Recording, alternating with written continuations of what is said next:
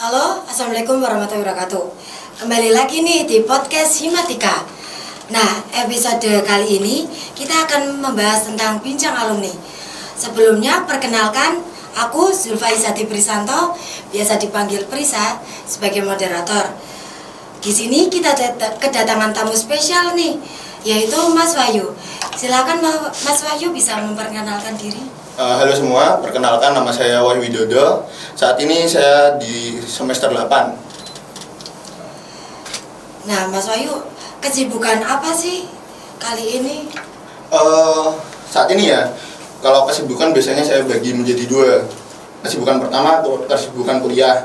Saat ini kan semester 8 ya. Di semester 8 ini saya sibuknya di KKN dan juga pembuatan skripsi. Nah, untuk yang di kehidupan sehari-hari ya mungkin bantu orang tua jualan, terus kadang buka bimbel juga sama anak-anak dari SD, SMP, kadang SMA. Gitu, keren banget ya Mas. Gimana membagi waktu dengan semua kesibukan itu sih? Kalau membagi waktu ya, yang pertama itu kan KKN memang tugas wajib ya, kayak ibaratnya magang di sekolah, PPL kayak gitulah. Nah, karena itu kan wajib ya, berarti itu yang saya dahulukan. Terus skripsi juga ambil waktu di sela-sela saat KKN, misalkan free, misalkan hari KKN kan 7 hari ya, ibaratnya 1 minggu full di posko. Pasti kan ada hari yang ibaratnya nggak terlalu ada kegiatan. Nah, jadi ambil kesempatan sedikit-sedikit. Terus juga kalau bantu orang tua itu menurutku karena saya kan anak tunggal, jadi ibaratnya wajib membantu orang tua, terutama anak tunggal kan ibaratnya nggak ada adik atau kakak yang bisa membantu orang tua. Jadi ya dijalani aja untuk membantu orang tua, menurutku tugas wajib sih kayak gitu. Terus untuk bimbel ya saya ambilnya di 2 hari, biasanya di hari Kamis, kadang Kamis, kadang Jumat, terus kadang juga mengikuti waktu dari siswanya juga. Kadang ada yang minta Sabtu, kadang ada yang minta Minggu. Jadi fleksibel aja sih kayak gitu. Semoga lancar ya Mas KKN-nya. Amin. Sama skripsinya biar cepat selesai, Amin, amin. Ya. Ya. Nah, kita udah ada banyak pertanyaan nih Mas. Ya, yang pertama yaitu progres awal bisa masuk sebagai ketua itu gimana sih Mas? Progres awal ya? Iya, Mas dulu gitu. Sebenarnya awalnya tuh ikut hima pun juga ragu-ragu, karena awal itu kan diajak alumni. Mungkin adik-adik yang sekarang belum kenal yang namanya Mas Gopal, mungkin beberapa aja yang kenal nih.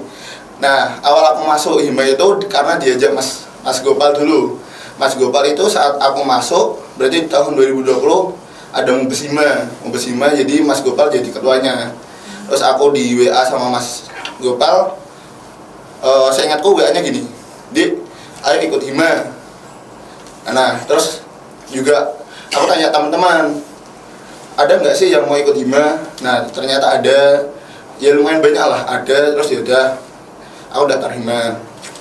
Terus habis itu bareng sama Mas Saiful di periode 2020-2021 kalau nggak salah. Nah, jadi pengurus biasa, anggota biasa saya megang di statistika. Nah, di statistika dimana di tahun itu saya itu kan masih COVID ya. Iya. Ya, masih online lah. Ya, kuliah pun online, kadang offline, kadang online, kan kayak gitu ya. Jadi proker pun juga kayak gitu. Di periode pertama hampir 80% kegiatannya online, tiba-tiba yang saya pegang statistika menjadi offline. Nah, itu juga menurutku agak bingung ya, soalnya di periodenya sebelumnya juga dari periode Mas Saiful saat masih jadi anggota mungkin ya, itu juga statistika online karena kan COVID. Berarti kalau nggak salah di zamannya Mas Gopal itu kan 1920, periode 1920 itu kan masih tinggi-tingginya COVID, jadi kegiatan masih online. Ya sebisanya saja lah menjalankan. Terus tiba-tiba di periode itu di Mubes, saya nggak tahu, ternyata dari voting suara yang memilih saya buat menjadi kandidat ketua itu lumayan banyak. Nah, terus ada beberapa kandidat ya, 5 kalau nggak salah. Di antara kelima itu kan, kalau seingat saya cuma saya yang bersedia, tempatnya nggak bersedia. Ya udah terus jadi ketua umum. Ibaratnya masih di semester awal sih. Berarti baru 1 periode langsung jadi ketua gitu? Iya, baru 1 periode jadi anggota, belum merasakan namanya ketua bidang, belum. Cuman dari modal ketua kegiatan aja statistika terus jadi ketua hima. Iya. Nah, pengalaman apa saja sih Mas saat menjadi ketua hima di semester muda? Kan susah tuh pasti. Gimana? Kalau pengalaman di ketua hima ya banyak sebenarnya. Dari yang awalnya kan aku jujur ya, aku tuh orangnya introvert sebenarnya.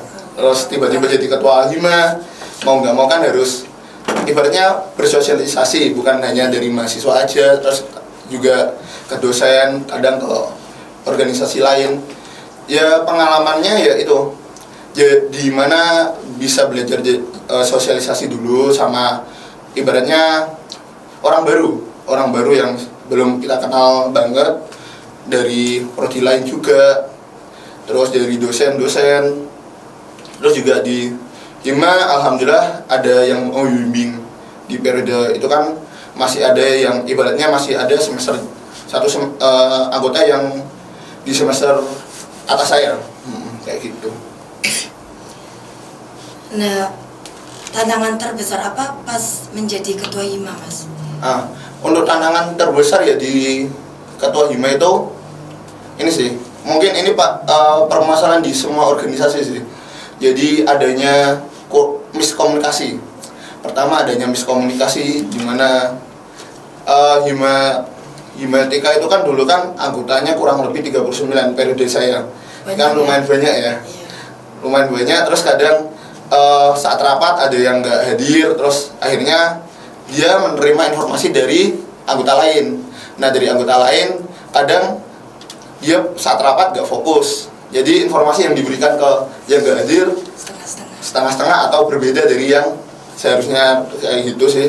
Terus juga karena aku kan ketua, tapi ibaratnya masih semester muda ya, dan anggota ada yang satu angkatan di atasku. Jadi menurutku kesusahan yang kedua itu memang sih sering banget dibilang sama partner saya itu Mbak Ayu, Mbak Hilma, buat gak usah sungkan sama semester atas. Nah tapi kan memang jadi bawaan sendiri ya, sungkan enggak itu ya. Jadi saat 1 periode itu di kebiasaannya sungkan sama yang angkatan atasnya kayak gitu. Nah, cara mengatasi yang misal kayak ada miskomunikasi itu gimana Mas? Miskomunikasi ya. Nah, kalau miskomunikasi ya menurutku lebih baiknya gini. Kalau ada miskom, kita kan di setiap kegiatan ada yang namanya si ya. Si acara gitu-gitu. Nah, kita tarik dulu yang ibaratnya yang salah pemahaman di bidang bagian apa dulu. Nah, jadi kalau udah ketahuan nih, misalkan di dekorasi TikTok ya, TikTok ada miskom di situ. Nah, kita ajak ngobrol anggotanya, jadi langsung aja diajak diskusi gitu, biar nggak sampai di akhir-akhir. Kita kan harus prepare dari awal. Nah, jangan sampai kalian tahu apa ya, ada miskom tapi di H-1 kegiatan. Nah itu kacau sih. Kacau. Pasti ada chaos banget di kegiatannya kayak gitu. Terus, nah kan itu kan udah miskomunikasi. Nah, biar membuat semua anggota itu nyaman tuh gimana? Semua anggota nyaman ya? Susah sih. Kalau anggota nyaman ya sebenarnya harus ada kita bilangnya, kalau anak-anak sekarang kan nongki ya. Nah menurutku salah satu caranya itu ya nongki itu, ajaklah anggotanya. Tapi memang terkadang itu kan cara kayak gitu belum tentu bisa berguna buat semua orang. Pasti ada juga yang enggak mas, lagi sibuk bikin tugas ini. Nah pasti ada kayak gitu. Sebenarnya kita bikin chemistry itu ya dari keluar bareng, terus dari kita tuh nggak harus dari rapat sebenarnya. Menurutku ya kumpul-kumpul kayak di lab gitu-gitu. Nah itu sebenarnya bisa buat ningkatin apa ya, chemistry kayak gitu. Oke. Terus experience yang paling nggak bisa dilupain pas di Himatika itu apa, Mas? Experience yang nggak bisa dilupain ya. Kalau pengalaman yang paling nggak bisa dilupain dong, ya konser. Jawabannya di konser. Dimana kita semua pengurus nggak ada nggak ada prepare buat persiapan. Maksudnya kita itu dari semua anggota nggak pernah ada yang bikin acara besar. Nah, tiba-tiba mendapat izin buat ngadain konser. Nah, itu experience banget karena dari awal pengajuan bisa melalui Kapolda, terus Kapolsek, kan banyak banget tuh yang dilibatin, terus pajak juga kayak gitu. Jadi menurutku experience yang paling besar ya di itu ngadain konser. Oke. Terus ini Mas, apa saja sih yang dirindukan saat jadi pengurus Himatika? Sebenarnya kalau yang dirindukan ya sebenarnya itu mainnya sih, main bareng. Karena mungkin nggak semua anggota ikut, tapi kita itu kalau main bareng ya terkadang ada ngobrol. Kita juga nggak membahas di itu aja sih, nggak membahas proker aja. Jadi kita lebih tahu apa sih kekurangannya kayak gitu. Terus buat pengalaman lainnya itu ya menurutku ini sih, ada cutting yang bener-bener membantu aku awal, terutama di awal-awal, dimana kan aku semester baru ya, ibaratnya gitu, ikut hima, aku dulu belum bisa ikut desain gitu-gitu kan. Nah, kejatah di bagian TikTok.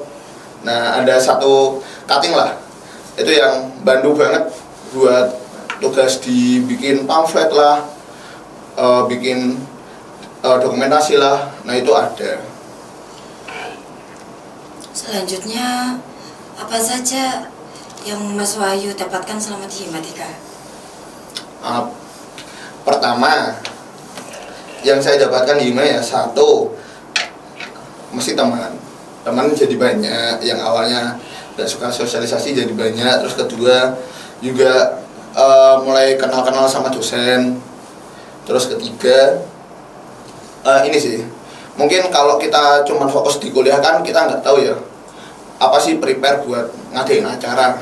Nah, kayak gitu, buat pengalaman di pembuatan acara. Karena gini, bukan cuma di kuliah saja, kalian bahkan nanti besok kita kan pendidikan ya, jadi fokusnya ke depan kan kemungkinan ada yang jadi guru, ada yang di bank, pasti kan di sekolah ada acara lah, entah ulang tahun sekolah, entah ulang tahun apa, itu kan pasti ada ya. Jadi dari organisasi itu kita udah tahu apa sih yang perlu banget kita siapin dari awal. Jadi biar nggak, ibaratnya di acara atau persiapan besok ke depannya nggak ada miss kayak gitu. Terus, ya pertanyaan terakhir sih Mas. Iya. Sepatah dua kata dong buat Himatika 2023-2024. Untuk yang versi sekarang ya berarti ya. Nah, untuk versi sekarang sih ini, tetap jaga komunikasi, terus jangan sampai ada perpecahan di organisasi. Karena satu dua orang nggak ikut kalian atau mecah dari kalian, pasti itu bahkan diketahui sama mahasiswa lain, biasanya kayak gitu. Karena biasanya kan informasi itu dari mulut ke mulut. Nah, takutnya kalau kalian nggak kompak, ada nih satu dua orang dari anggota kalian ngomong ke mahasiswa yang nggak organisasi, terus kita kan nggak tahu sifat manusia ya, entah ada yang suka gosip. Nah, kayak gitu kan biasanya yang harusnya kita keep sendiri jadi diketahui banyak orang kayak gitu. Iya, terima kasih ya Mas atas Sama-sama. ini